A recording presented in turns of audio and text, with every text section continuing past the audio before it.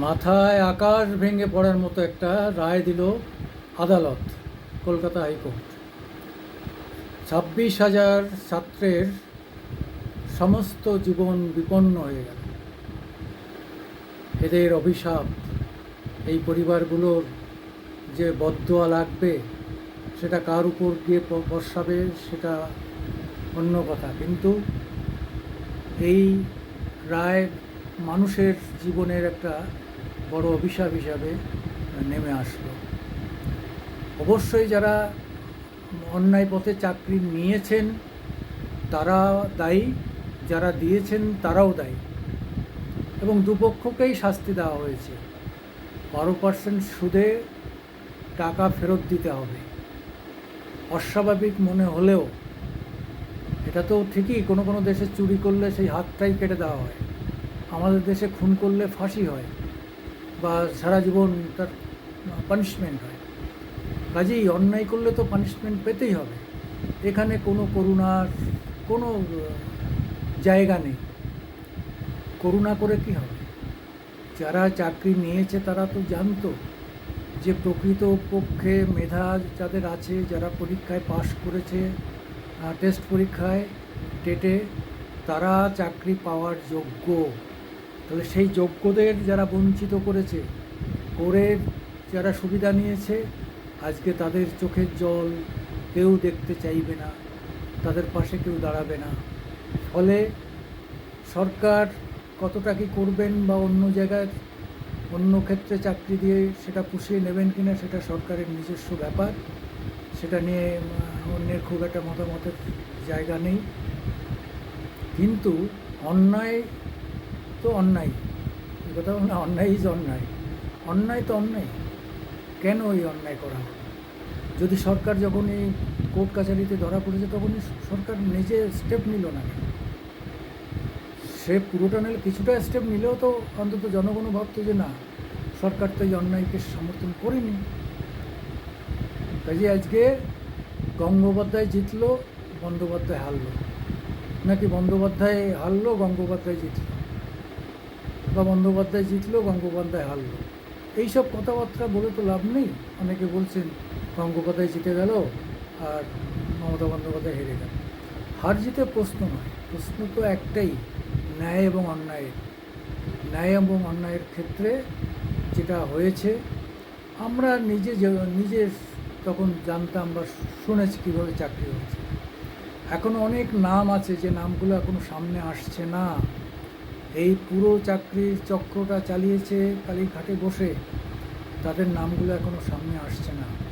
বা হতে পারে সিবিআই চোখ বন্ধ করে রয়েছে, সিবিআই মানে সেকেন্ড হ্যান্ডে ধরছে না, ফার্স্ট হ্যান্ডের দিকে তাকিয়ে আছে। কিন্তু মূল যে চক্রটা চলেছে সেই চক্রটার সঙ্গে আরও অনেক লোক যুক্ত আছে, এবং কালীঘাটেও অনেক লোক যুক্ত আছে।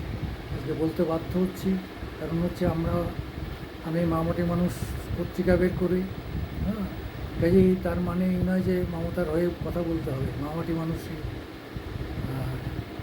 শব্দটা আমারই। 2009 থেকে আমি এটার কেন্দ্র থেকে, মানে আপনার আরএনআই থেকে আমি এই নামটা পেয়েছিলাম। ফলে এখন সেইটাই হচ্ছে এই সরকারের স্লোগান। আমার সঙ্গে ডিপ্রাইভ করেছে, ভয়ঙ্করভাবে অন্যায় করেছে আমার প্রতি এই সরকার। মমতা কখনোই ভালো মানুষ হিসাবে অন্তত আমার মনে হয়নি। আজকে সবার সামনে সেটা পরিষ্কার হলো যে মমতা একজন ভালো মানুষ নন। তিনি সবসময় অন্যায়কে সমর্থন করেছেন, এবং আগামীতে খুব দ্রুত, আর কদিন আছেন, কদিন পরে সব ঢাকের মানে সমস্ত বিদায় হয়ে যাবে। একদম মমতার বিদায় আসন্ন, লিখে রাখতে পারেন। 2-4 দিন আমরা দেখেছিলাম না, 2009-এর পরে 2011 পর্যন্ত চলেছিল বামফ্রন্ট, কিন্তু বামফ্রন্ট বলতে কোনো সরকারই ছিল না, নামকাওয়াস্তে একটা সরকার ছিল। সাধারণ মানুষ তাদের ঘৃণা করত, তাদের মানত না। আজকে মমতা সরকারের সেই অবস্থায় এসে দাঁড়িয়েছে, ঠিক সেই জায়গায় এসে দাঁড়িয়েছে মমতা। আমি প্রায় সমবয়সী, কাজেই বলতে বাধ্য হচ্ছি যে এত দ্রুত একটা মানুষ, যে লোকটা বলতে গেলে কি মানে খাবার ছিল না যার ঘরে, যে দুধের এসে কাজ করে সংসার চালিয়েছে, আজকে সে কত টাকার মালিক হতে চায়? এত লোভ কেন? মুখ্যমন্ত্রী হলে এমনিতেই তার সব ধরনের সুযোগ সুবিধা এমনিতেই আসে, তার তো কোনো টাকা পয়সার দিকে নজর থাকারই কথা না। আমি বলছি না যে তিনি নিজে হাতে করে নিয়েছেন, তিনি নিজে হাতে করে কিছু নেননি, এটা আমার বিশ্বাস। কিন্তু তিনি জানতেন না, এটা তো হয় না। তিনি মন্ত্রী, তার শিক্ষামন্ত্রী চাকরি দিচ্ছে টাকা নিয়ে, তিনি জানেন না? তার স্বাস্থ্যমন্ত্রী কিছু করলে তিনি জানেন না? তার অর্থমন্ত্রী কিছু করলে তিনি জানেন না? এটা কি বোকা বোকা কথা? আইন যেটা বলে যে তার নোয়িংলি হয়েছে, তার জানিতভাবে হলে তিনিও সমানভাবে দায়ী। অর্থাৎ আজকে জেলে গেলে যেমন একটা সাধারণ ছেলেও যাবে, দপ্তরের লোকেরা অনেকে গেছে, মন্ত্রী গেছে, মুখ্যমন্ত্রীরও জেলে যাওয়া উচিত। কিন্তু আমরা অতটা দাবি করি না, কারণ আমরা এখনও মুখ্যমন্ত্রী মমতা, যে মহিলা মুখ্যমন্ত্রী, বিজেপির বিরুদ্ধে লড়াই করা, ধর্মনিরপেক্ষতার একটা পরাকাষ্ঠা হিসাবে তাকে আমরা এখনও পছন্দ করি, পেতে চাই। কিন্তু যেভাবে অন্যায়কে তিনি প্রশ্রয় দিচ্ছেন, তার মনে হয় যাওয়ার সময় হয়েছে। 226 পর্যন্ত অপেক্ষা করতে হবে কিনা তা নিয়েও যথেষ্ট বিরক্তি আছে। আর সবথেকে বড় খারাপ লেগেছে 21-এ নির্বাচনে জেতার পরে যেভাবে হিন্দুদের উপর অত্যাচার করেছে তার ভাইপো এবং তার গুন্ডা বাহিনীর নেতৃত্বে।